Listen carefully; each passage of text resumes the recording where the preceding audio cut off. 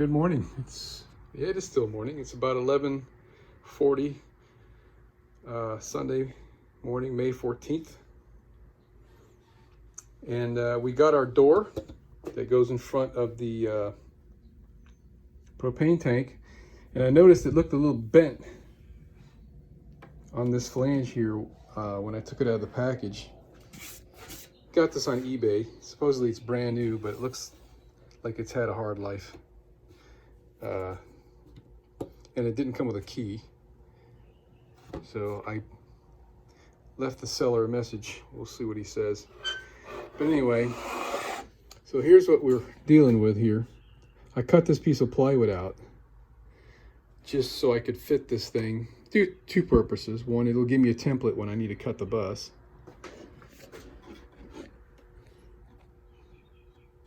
See how this is up in the air and this isn't? And then on this side, the whole corner is up, the middle is not. So, you know, I can't live with that. So I'm gonna try to beat this thing with a rubber hammer, or maybe use clamps and a block of wood to squeeze and see if I can get this thing to lay flatter. You know, what are you gonna do? And then when we're happy with it, we can take this to the next level. I can use this as a template where I need to cut the bus, but I also have to make doubly sure where it's going to go, up, down, left, and right, because we want to make sure that we've got good accessibility when we open the door. And right now I'm leaning to installing this thing upside down.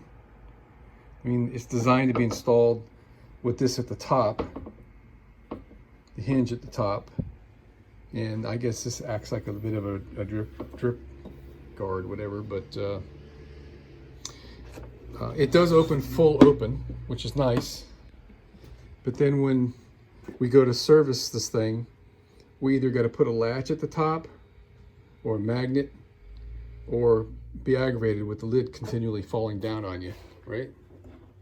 So I think what we're going to do is install this thing upside down to where when we unlatch it, it just swings full open, or put chains on it that it'll hold it like a table in the open position. I mean, the downside is to doing that is if a latch vibrates open and it falls open when you're driving, I mean, I already checked it. It can go full open and not drag on the ground. So that would be fine. If it had chains on it and it was hanging straight out, then you can kind of damage it if you hit something, but it's not that far out. So that's the plan so far. Let me see if I can get these bends out of here.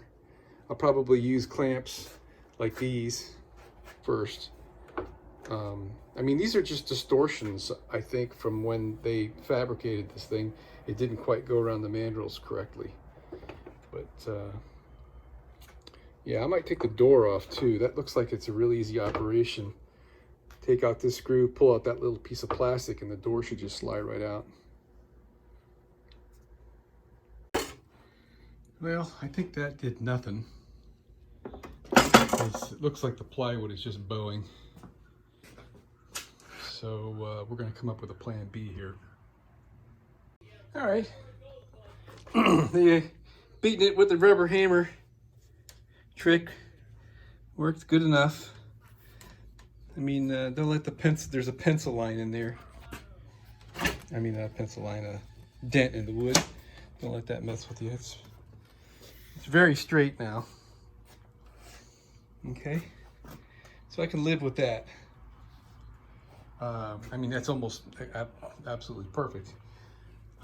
So when we put screws in this thing to hold it in place, between the screws sucking it down and the flex that I'm going to get out of that sheet metal over there, it's going to lay exactly flush-ish.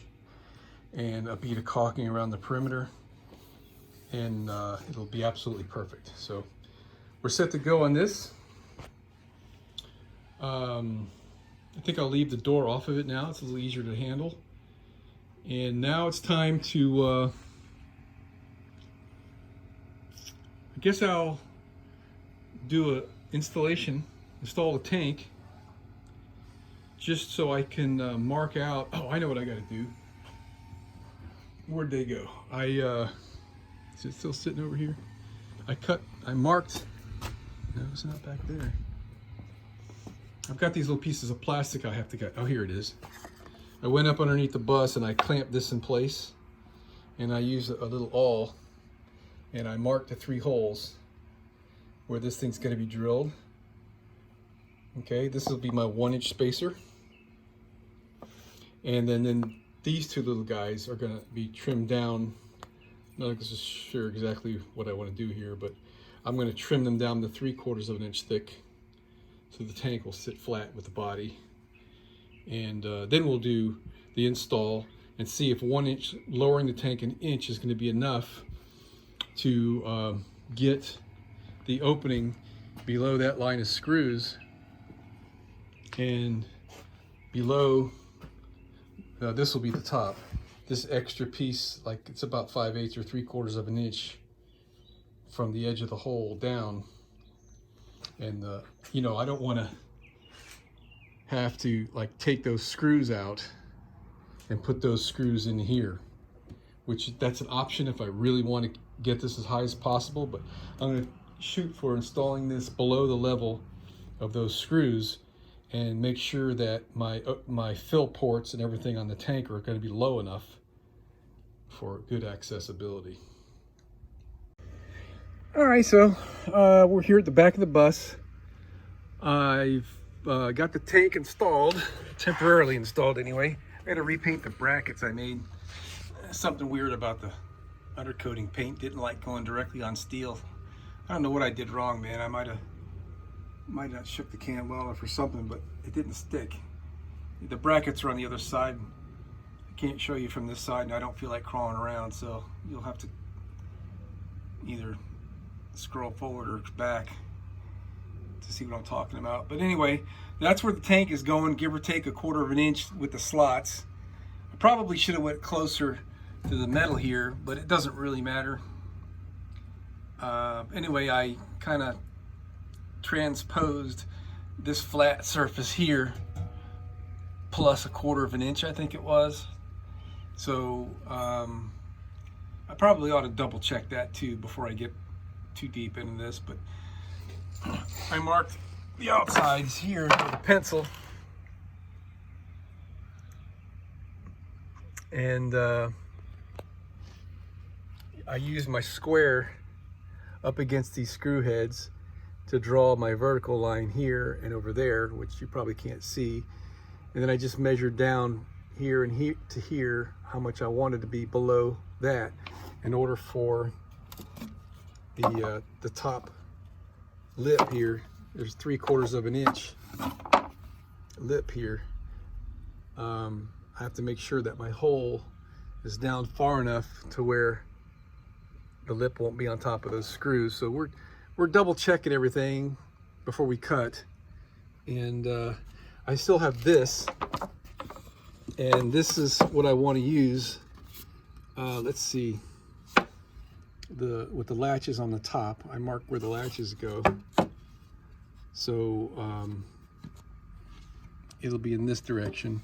And I'm just now realizing that what I'd like to do is cut this so I can get this to lay flat up against the metal without being on top of this or the screw heads. And then I'm going to use my Sharpie pen and mark the opening with this known good surface, so I'm not relying on measurements that I could get wrong. All right, so that's a good compromise. That's the line I drew using this guy as a template.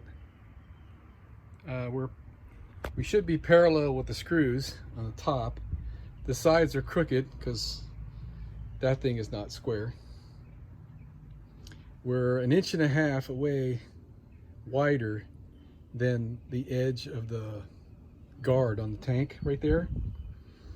And if you subtract the 3/4 of an inch that you get from this, that means I got 3/4 of an inch of space. So we're just a little bit wider than the tank, which is fine. It gives us a little bit of cushion, right? And then over here, that goes where it goes, right? Let's take a look.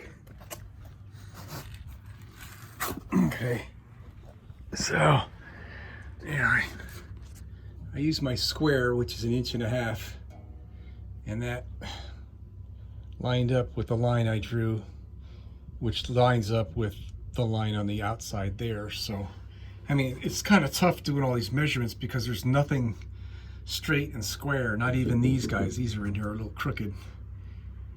And so on this side, let's take a look where we're landing. We're landing right over here someplace. So we're gonna have access to this pipe. Oh, there's the brackets I was talking about a little while ago. You can see how the paint just like flaked right off. There's the bare metal. I don't know what I did. Shit.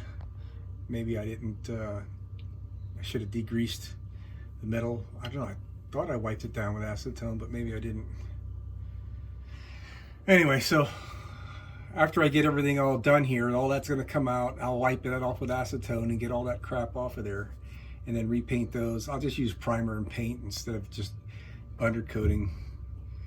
I'll use primer and paint. So, all right, we're good here. So now the only thing I got to do is figure out, I mean, I was going to use the jigsaw to cut this, and that'll make easy work of it, but this copper tubing is going to be in the way to cut. So I honestly don't know what I'm going to do right now. I might, yeah, I already put the plywood back on the inside on that piece. I knew something was going to happen, why I shouldn't. But I think what I might do is pull these up into the bus all the way up, and then I'll be able to cut across here without interfering with this pipe. I mean, even if I try to bend this in, it's not going to move that much close up to here. And I just don't have that many options on how I'm going to cut that. And it's also going to be close to where my radius is in this deal. So, but all the rest of my cuts are going to be wider and lower than this guard. So this can actually stay in the bus for now, and for me to make the cut. I mean, if these copper tubings were not in here, I'd have this thing cut already. But so I'm gonna have to think through this and make sure that what I do, I don't damage any of my work. Because pulling these up into the bus is not gonna be a problem.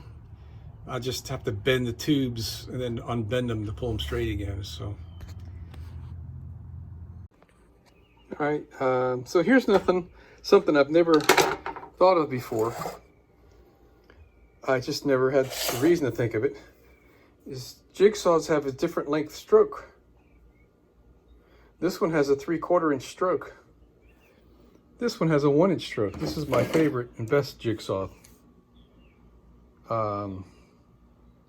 So what I think is going to work just fine for me here. Let's see if I can do this in one hand. I'm going to screw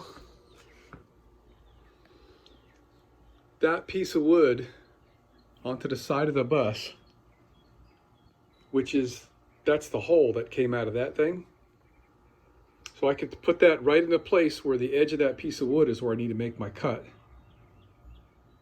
And then the jigsaw will rest on that piece of wood on one side, which I can deal with. So here's that same piece of plywood. And there it is at its maximum stroke. It's 3/4 of an inch. So that would be 3/4 of an inch stick out. I got a 1/16 of an inch for the metal on the side of the bus. That means I got 11/16 protrusion of the blade on the other side, on the underneath side of the bus. And then, if I can do this without hurting myself, I unplug it. I'd have to plug it back in, but when you run this to where the stroke is at its shortest blade length, I've cut that blade off where it's got like 2 teeth that'll remain in the metal of the bus. So I think this is going to work out great. I just got to get started, and I guess what I could do is get started by, I could put some tape, masking tape, on the side of the bus, drill a hole within the area that's going to be removed, and then get the jigsaw to come into its range on the line where it's going to be. And then I'll go ahead and attach that piece of wood and use the jigsaw with a short stroke. And when I get close to where the copper tubing is, I'll double check that I might be able to just take that copper tubing and bend it in a little bit, and we'll be fine. So let's get started on that. All right, so we are going to lower the tank another inch because the flange adds or removes 3/4 of an inch from the opening. So if we lower the tank 1 more inch, it'll give us just a little bit better accessibility for the attendant guy to hook onto here and fill it up. Just a little bit more room at the top there, you know. And once we lower this tank down, then I'll reconfigure these pipes however I need to do. I gotta add 1 more T to make room for the barbecue connection. I'm gonna go ahead and order my pieces from Amazon, my regulator, my little guy that screws into here. I got one that has no O-ring, so it's a metal to metal, and you can tighten the nut and it firms up nice and tight. All right, great job on the primer coat there, Barbara. Okay, I forgot to take a video of this installed before I cut it, but it was basically what you see here. See, there's the sheet metal from the side of the bus right there. So this was screwed on the side of the bus, and before I screwed this on, I drilled that hole, and I took a jigsaw, I put tape up against the body of the bus, and I took my jigsaw and I got the cut started right there. As soon as I got the cut started, then I put this piece of wood and screwed it to the bus with these 2 screws. And from that point on, I was just cutting with the jigsaw resting on the plywood. These cuts were part of the original cutting of this out of the whole piece. So you can disregard that. But yeah, I made this cut, and it was in the area up here on the top where the 2 copper tubes from the inside of the bus came down, and I used the short stroke jigsaw only in this area. It just cut really slow. It's amazing the difference between a 3/4 inch stroke jigsaw and a 1 inch stroke jigsaw, how different they cut. Absolutely night and day.